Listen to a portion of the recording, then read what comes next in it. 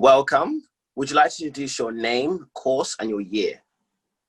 Of course, my name is Georgia. I studied at the University of Stirling. I studied a degree in politics and it was from 2015 to 2019.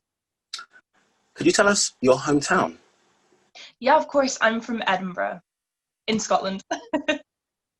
What is the lazy student? So the Lazy Student is a university and lifestyle channel which focuses on well-being, productivity and sustainability. Could you remind us of the course you took at university? Yeah, of course. I actually ended up graduating in politics. That's not the course I started with at Stirling University. I actually started with an unconditional offer for film and media and psychology as a joint honours. Around my second year, I decided for various reasons that it wasn't really suiting me, mostly because I don't perform well in the kind of exam situations that those specific modules required. So I decided to look around and see that I'd already taken a few politics modules. I had really enjoyed it. And I was like, yeah, I want to try and get a good grade. So I'm going to switch over to politics now. And that's what I did. Why did you choose your course? So initially, I chose film and media and psychology because those are two things I was really interested in. To be absolutely honest with you, I didn't actually really want to go to university. There were other paths that I wanted to go with. For instance, I'm super interested in acting and in music. Performing arts was something I really enjoyed at school, but unfortunately, due to familial pressures, shall we say, I was sort of pushed not so lightly into university. And yeah, so I was looking for courses that would spark my creativity. And the way that Stirling University courses like film media came across they were really creative, and that's something that I was really looking forward to. Psychology also, I'd always been interested in how people's minds worked, and I thought maybe one day I could be a therapist. But like I said, just due to kind of my personal feelings about the course and not performing well in exams in the end, I drifted more towards politics. I would say that for anyone doing film media at Stirling, you actually need to wait till your third year of university to do anything practical, and the media-based textbook stuff just wasn't for me. Okay. So you said you'd done politics for the 4 years. Yeah, so I had actually intertwined, the way that Stirling modules work is slightly different than most other universities, and I really like it. So you get 3 modules, 2 of them are the ones that obviously you're studying. So if you started politics, you'd be studying 2 politics modules, and you get a 3rd module, which is a choice from things like English or film media or journalism, and you actually get to take one every year up until, I believe, 3rd year. So I'd already taken a politics module, and I thought, I actually really enjoy this, so I kind of kept through it during all the semesters, which really helped my decision. And it's nice because I think part of the reason they let you pick another module is so that you do have that other option. If you decide, oh, this main course isn't for me, you can sort of skip over to what you were doing. What did you think of your course? I really enjoyed it. So politics at Stirling University is really, it's enjoyable because you study such a vast array of things. You get to choose your modules within reason. So my political modules were a lot to do with the environment, which is something that I believe in sustainability so much, and it's something I'm really passionate about. And I found that getting to choose between what you're studying within your subject was really exciting for me personally. I mean, not everyone loves politics, but you got to study things like John Locke and Hobbes, which is all the kind of great political thinkers and all the old politics, but you also got new ones, like I said, current environmental issues in politics and human rights in politics, which was just extremely interesting for me. Did you come from a sixth form or college background? So I came from a school background. I actually went to school in Edinburgh, and I did my 6th year of school where I took my hires. Sometimes in Scotland, well, most of the time people take what's called advanced hires, which I believe is close to AS level maybe, but I had already gotten my unconditional offers to university in my 5th year, so I decided to be kind of lazy, and I was like, I've already got my uni offer, I'll just do a couple more crash hires thrown in there. And yeah, I kind of regret not doing any more qualifications than, you know, what I could have done in my 6th year. But like I said, I was already in university, so I was like, okay, I'll just do that. So What do you think the best A-level slash subjects are for your course, politics? So to get into politics, I don't believe many unis will actually want you to have only one or two kind of specific grades or specific, what am I trying to say? The universities won't want you to have any subject specifically. Thank you. The university won't want you to have any specific subjects to go into things like social sciences because they are quite broad topics anyway. So what I took were things like history and modern studies, and those are something that universities would prefer and look for. But like I said, there aren't any specific kind of prerequisites to a course in social sciences. It's more just showing that you have a general knowledge of things like history and geography. But one thing I would say for anyone in school is to take English and maths as high as you possibly can. Because I didn't take maths past intermediate 2, and I really regret it because a lot of universities do look for kind of hires at least in English and maths. Okay, so did you take a placement year while at university? No, I didn't take a placement year. It wasn't really something that I was offered because of being at politics. It wasn't something that people usually do a placement for. Okay. Could you remind us of the university you studied at? I'm sorry? Could you remind us of the university you studied at? Of course. So it's the University of Stirling, which is in Scotland. What are the best and worst things about studying at your university? Starting off with the worst. Oh, starting off with the worst. So I would say the worst things are that Stirling isn't a kind of main city centre like Edinburgh or Glasgow or Newcastle. So it is a really small kind of town. It's enclosed. The campus is actually kind of enclosed in itself, which means that it's all on the campus. And that can feel good, but it can also feel quite lonely because you feel as though you're in this bubble of university. And even when you venture out, there's not a heck of a lot going on in the city centre. If you're one for nightlife, there's only two university clubs, shall I say? So not as in nightclubs. So there's only 2 nightclubs in town, which are pretty much university folks go there. It's Dusk and Foo Bar, and I don't rate any of them, which will probably cause a stir. But yeah, so I would say it is a small town, so if you're looking for really busy nightlife and everything, Stirling probably isn't for you. And the best things about studying at your university? I would say the best things are that the people are just the most genuine, friendliest people I've ever met. Everyone at Stirling was so friendly. They were so inclusive. The university really does have a focus on inclusivity and well-being, and I would say that even though it is a small enclosed campus, it is really beautiful. There's so much greenery. There's a loch, which is kind of a body of water in the middle of the campus, and it's just gorgeous to walk around. Going back to a negative though, at the same time, it is beautiful, the campus, but the buildings are really old. The buildings aren't old as in like, oh, Oxford, it's beautiful. They're kind of old as in like, oh, there's asbestos in them and kind of old. So if you're looking for beautiful buildings, I definitely wouldn't say that's Stirling. But like I said, the campus kind of makes up for that. Okay. If we go into the Stirling accommodation, where did you live in your first year? Sure, so I lived on campus in a place called Juniper Court. Now, Juniper Court was the newest building. It was actually finished the year that I went, which was 2015, making me feel old now. And it was around 600 and something, £650 per calendar month, which is extortionate for what you get. The facilities are good, but they're basic.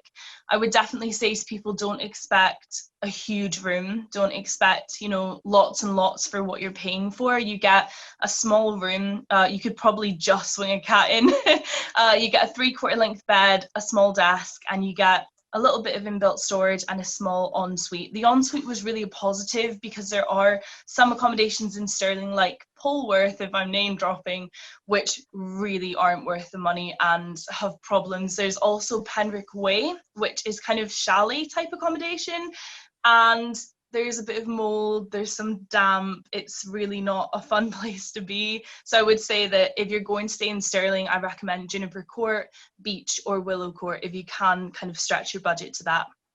Okay. And your second year?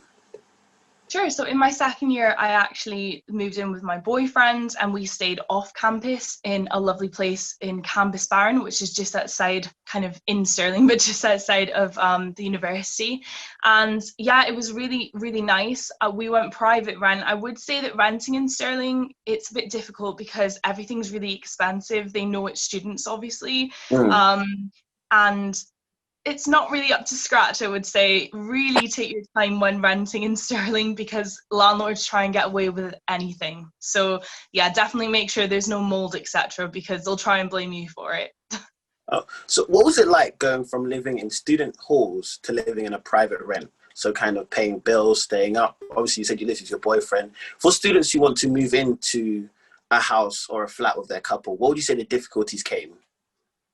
So I would say, first of all, the finding the place is actually kind of difficult because there are a lot of listings, but they go like this. They're so fast. Everyone wants to move off of campus in second year. So actually finding a place is difficult. Second of all, finding a place as a student specifically is difficult because as soon as you say on the phone, I'm looking for a place and I'm in my second year of university, they're like, oh, we don't take students. So a lot of the time you really need to look for a long time to find student specific accommodation because they think you're going to be partying and ripping up the place. In terms of moving in with my boyfriend, who I still live with, I would say that it is a jump to move in with someone. It's even a jump to move in with your friends, you know, because you've known them for a year. I would just say that make sure that you talk about things like rent up front, make sure that you talk about your standard of living, not just as a couple, but you need to discuss with your flatmates as well. You need to say, look, I will not stand for socks being left on the floor, and I will not stand for dishes being moldy and piled up, soaking by the sink. So you kind of need to get all that out there no matter who you're living with. And in terms of paying bills, etc., make sure you've set up a student specific account and that you have written down a budget plan and know what's going in and out, because there's nothing worse than being caught out by things like, oh, rent's due on the 5th, but we didn't really write that down and it came out and now we're in overdraft and oh, everyone needs to get their money in. It turns into a little bit of a nightmare. So definitely keep a schedule on your phone, some kind of calendar, to make sure you know when bills come in or out. Also, a tip I can say is make sure that you sign off on not paying your council tax, etc., for the house that you stay in, because that's another thing that will just build up if you don't tell them you're students. Okay. Your third year? So my third year, again, for the rest of my time at university, I lived with my partner. And we lived in different accommodations. I say different, it was a bit of a nightmare. We stayed in our first place in second year for 3 months. There was then a leak in the floor, which kind of a burst pipe exploded, so we had to move. Okay. We moved to second place, still in Cambusbarron, which was a flat. It was £605 per calendar month. Now, just to put that into perspective for people thinking of Stirling, that is kind of expensive by about £50 more than usual, and we were staying somewhere where you definitely need a car because there was no public transport, so the prices definitely are quite high. We then moved to a few other places that I won't bore everyone with, but there were just things like they raised the rent, so we had to move, etc. But yeah, I would say that the further on you get in university, so as you get to second, third and fourth year, people tend to be a bit more lenient when renting to students because they think, yeah, they're probably, you know, a little bit more mature. Yeah. And if we go into Stirling accommodation back, what was the best, in your opinion, the best Stirling accommodation? For sure, Juniper Court. The newest build, that is the best student accommodation. It's got, obviously because it's new, it's got the best kind of just in general, it's the best. It's got the best rooms because they've thought about the way that they're laid out. So you have around 8 to 12 rooms on one kind of corridor, and on the floor you'll have a couple different ones, a stairwell, you've got like a patio outside, a really big one looking onto the loch, looking onto the university. It's brilliant. It's also brilliant for flat parties, but I would say this is a bit of a niche one, but anyone moving into Juniper Court, their doors are all fire doors, so you can't actually leave your door open for more than about 15 seconds so that it's screaming at you, so make sure that you don't leave your doors open. If we go into the Stirling area, could you tell us, you mentioned it earlier, but could you tell us a bit more about the Stirling nightlife? Yeah, of course. So the Stirling area in general, there is quite a lot of shops. I would say that in my opinion, a lot of high streets are kind of dying, unfortunately, anyway. But it is a charming little town. There's some really good eateries. There's a noodle place, which is lovely. There's also a dessert shop, which I was at every single day. You've got a cinema. You've got a View Cinema where I used to work. You've got bowling. There is a lot of opportunities in regards to nightlife. Like I said, there are only 2 clubs, which are Dusk and Food Bar.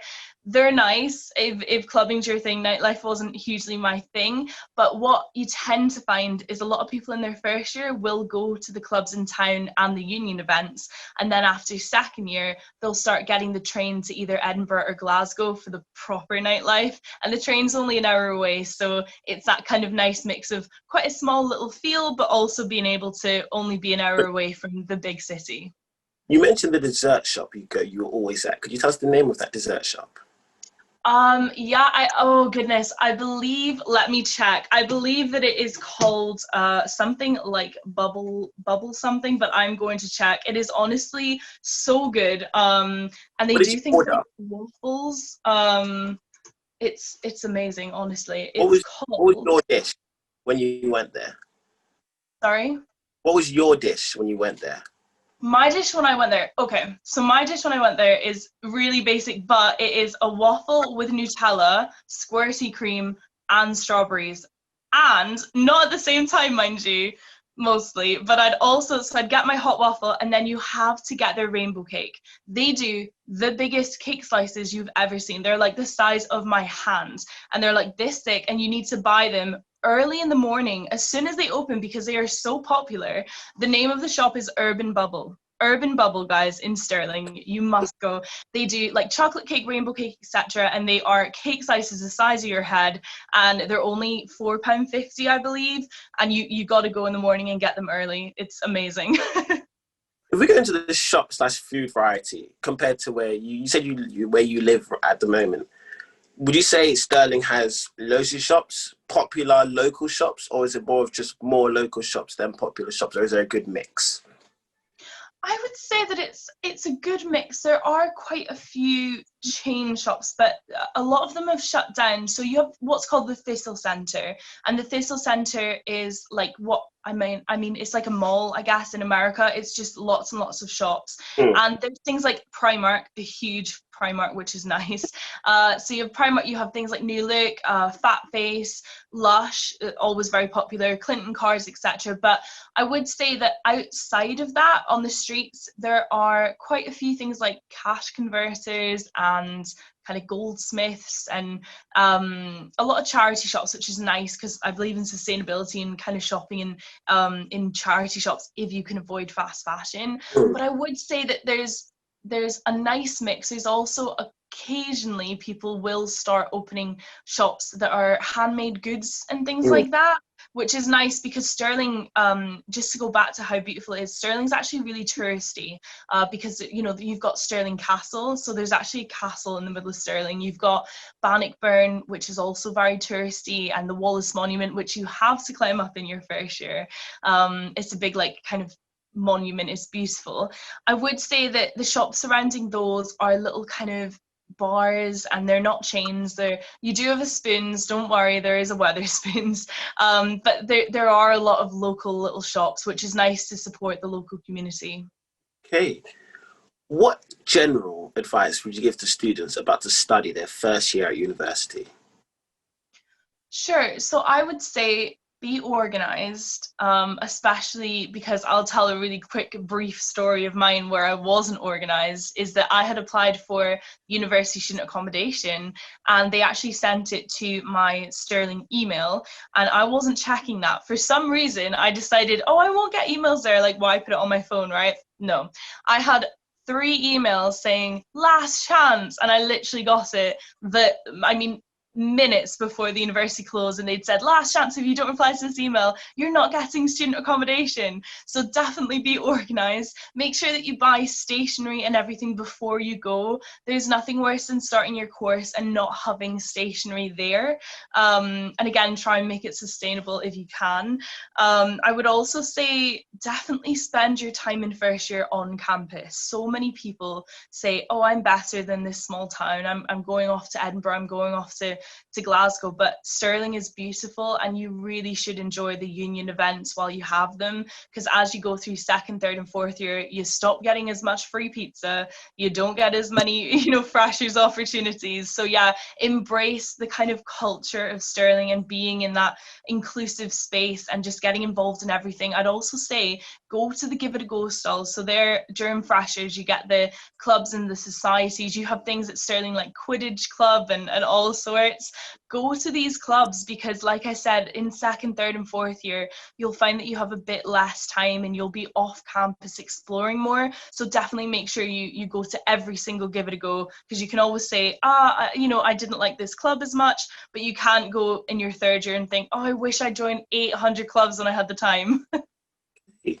What advice would you give to students about to study at Stirling University? So Stirling specifically, I would say take a walk around the loch every single day, which sounds excessive, but it's not, because you'll want to clear your head and you'll also want to explore the beauty of Stirling. I would say if you're studying in Stirling during your first year, get a load of flatmates and go up the Wallace Monument as soon as you can, because it's amazing. And then take a trip to Dr. Noodle, which is a shop in Stirling, I believe it's called, which is a noodle shop right opposite Urban Bubble, which is the dessert shop, because that's kind of a rite of passage at this point. I would say go to Foo Bar and Dusk, which are the 2 nightclubs, and enjoy them. Don't feel the pressure to have to go off of campus and then off into different cities for different opportunities.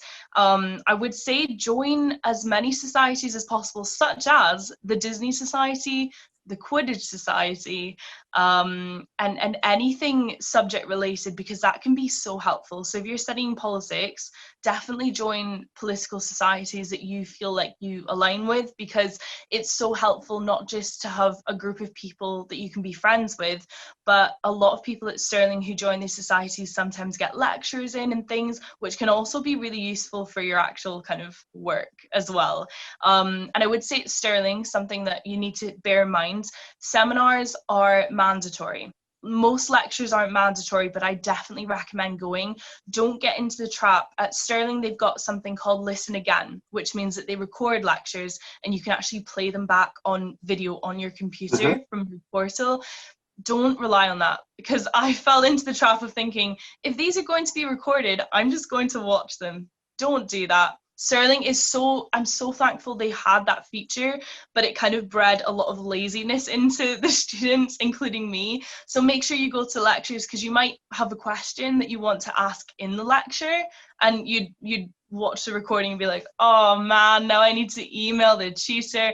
Also specific to Stirling, seminars have a 3 strike and you're out type thing. So seminars are mandatory, and if you don't go without a really valid excuse and you don't go more than 3 times, they can actually cap your grade at 40%. So that's definitely something to keep in mind. That's crazy. I know, like, you've not shown up and they're like, well, bye. Like, so yeah, definitely go. And some lecturers will keep a register for their lectures, so make sure that you know which ones do, so that you sit near the front.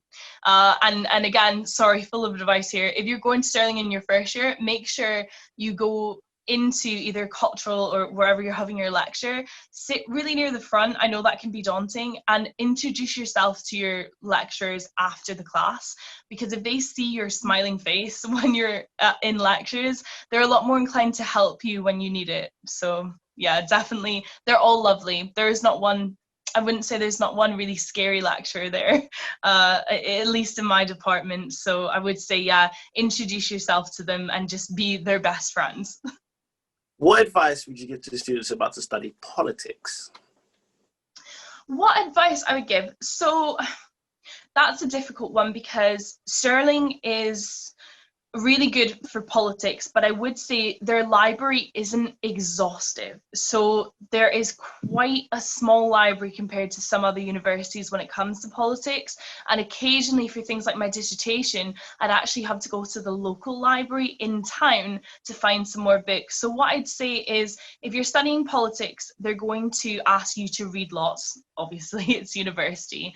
I wouldn't buy the textbooks, first of all, for politics, because specific Stirling politics textbooks, they're going to set you back like £50 each, and you've got 3 modules twice a year. So don't buy them. And if you're going to buy them secondhand from, there's a Facebook group called Stirling Secondhand Books. Definitely use that.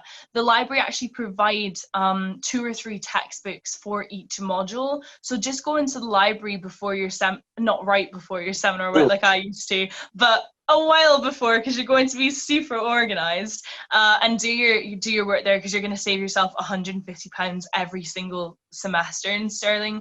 I would say for Stirling specific politics, definitely weigh up what you're interested in when it comes to politics, because there are some modules that will suit some, like the environmental. If you're really interested in that, definitely go for those.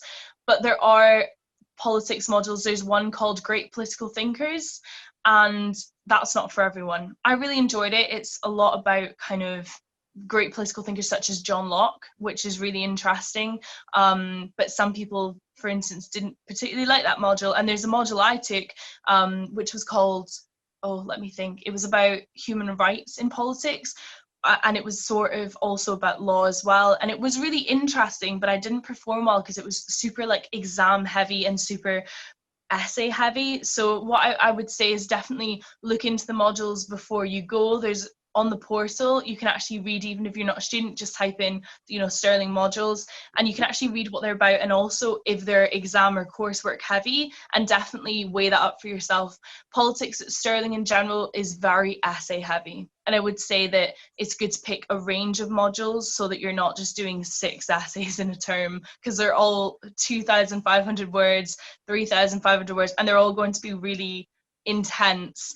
So yeah, definitely make sure you get a bit of a mixture, and try and pick the modules with, I mean, am I allowed to say specific lecturer names? Yeah, just be careful with don't say lecturers. Okay, yeah, no, for sure. I would say try and pick things like Great Political Thinkers. Try and pick modules about the environment. These are the more interesting ones. Personally, I would say definitely try and pick those. You chose going to university over an apprenticeship, that's going right into work. What path you to make this choice? So like I said, there was that familial pressure, I think, of my family being like, you will go to university. And I don't know how much of a choice I had when it came to going to university. But what I would say is for apprenticeships, I did look into those, and they weren't really for me, which is okay. They are for some people. I think for me, all I knew of apprenticeships was, engineering and hairdressing and things, and at the time those weren't career paths I'd considered. But looking back on it, where I am now, I actually feel as though doing something at college or doing an apprenticeship may have actually been a bit better for me. I found university is hugely academic, obviously, and that's not something I'd fully considered. I didn't do terribly in school, but I didn't do amazingly either. And I think that I kidded myself into thinking, oh, well, how hard can it be? And it was really hard. And I think that if you already hate school and you already hate writing essays for school, you will find university very difficult. So just keep that in mind and definitely look into apprenticeships, because there are people I know that are doing apprenticeships right now that started when I started uni that are earning far more than what I'll ever earn. So Could you tell us why you started The Lazy Student? Yeah, of course. So I started Lazy Student in my final year of university, and it was a bit of an escape really for me. And I also really wanted to share my experiences. People that I was friends with in real life liked hearing about kind of my struggles, I guess, with the university. And I wanted to make sure that people knew that it's okay if you're suffering from anxiety or depression at university, and that there are people that have gone through that that can talk to you. And I just wanted to spread that because I felt really alone. I suffer from chronic migraines, and it doesn't sound like a lot, but it really affected my university work and my mental health. And I wanted people going through that to think, you know, there are people around me that can support me, because it can feel pretty daunting and like you're alone. And what can you tell us where you exist? Yeah, of course. So the Lazy Student kind of exists everywhere, almost. So I've got a website, which is a kind of blogging platform. I have my YouTube channel. So my website is Lazy Student. Sorry, I'll start that again. My website is just type in Lazy Student to Google and you'll find it. You've also got my YouTube channel, which is youtube.com/thelazystudent. I'm on basically all social media platforms, definitely not a TikTok star, but I am on TikTok at Lazy Student. I'm on Twitter, and all the links are in the description of my YouTube videos anyway. I'm probably most active on Twitter though, because I cannot take a good Instagram picture to save my life. So With the Lazy Student, what could students expect to see when they come across your platform? sure. So students can expect to see a range of university advice and lifestyle content. I really like talking about, like I said, well-being and mental health at university. I like talking about current issues, so what's happened this year with the exam results in Scotland and in England. I like talking about a bit of lifestyle content too, so occasionally, as well as this highly productive university advice, you will get some lifestyle content from me, which will be things like get ready with me's, doing up my office, which is my little YouTube space here, and just kind of more fun videos. But one of the main driving forces behind my platform is I really just want to, one, show people that it's okay whatever they're feeling at uni, good or bad, but I also want to be there to kind of be the driving force. The whole lazy student thing, I was a really lazy student, and I want you to do better than what I did at university. So I want to give you productive advice that will hopefully get you slightly better grades than what I got, and also just make you feel like you can actually go into university feeling organized and feeling as though, you know, I've got this, and this is from someone that has been there and done that. So yeah, that's one of the driving forces of my channel. What is life like now after university? So currently, that's such a good question. I left university in May actually last year because I was going to summer camp in America. Which was an experience, which I won't talk about just now, but maybe I'll do a video on it one day. And I came back, I worked in the cinema for a while, and I am currently doing what's called a SKE course, which is a subject knowledge enhancement course for teaching. So I'm actually going to do my PGCE, which is my postgraduate certificate in education down in England. So I've actually moved to England, and I'm going to be doing teaching in geography for a year. So yeah, and I may even stay on to do my master's. I very much doubt it, but who knows? We let students have what I like to call free for all. You could say what you like about what you want. You could give advice. You could tell a story. You could say thank you. You could go into more something you spoke about earlier. Literally, the floor is yours. Oh, lovely. Well, first of all, I want to say thank you so much for interviewing me and letting me on your channel. I think everyone should check it out. It's fantastic. I've been watching all your videos, and I absolutely love your kind of mission statement behind what you want to show. So yeah, I really think that it's such a good resource for students. I would say that I just want to hammer home in my last few minutes, I want to hammer home that it's okay if you don't want to go to university after seeing all of this advice. If you decide it's not for you, but I want you to have a backup plan. If anyone's watching this thinking, oh, you know, this girl has put me off Stirling, I want you to think one of other universities, but I also want you to think, you know, there are so many opportunities in life, and university, for me, I got my politics degree. it didn't really lead into a job. If I'm completely honest, I'm having to go back and do a postgraduate, which is fine. But I don't want you to think that university is the only option in life, because it's not. It doesn't define you. If you don't go, it's not going to be the end of the world. So yeah, I just want people to know to look into apprenticeships and college and going into a job and loads of different things, because, you know, it's not the only option. But if you do go to university, it is fantastic. You make so many friends, and it is a really kind of formative and changing experience where you really find who you are. So yeah, just make the decision that's best for you. Okay, don't forget to like and subscribe. My name is Georgia from The Lazy Student, and I'm plugged in. Amazing. Thank you.